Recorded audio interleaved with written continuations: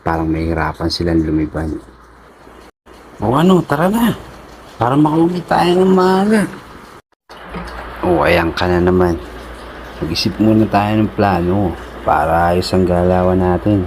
Baka mapahamak pa tayo niyan. Habang nag-iisip sila at gumagawa ng paraan para makatawid sa ilog, kinabi na nga sila sa daan.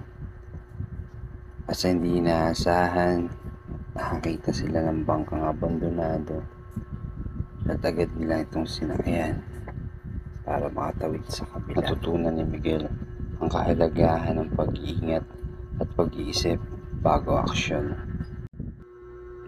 Andres, pasensya na at lagi ako nagmamadali.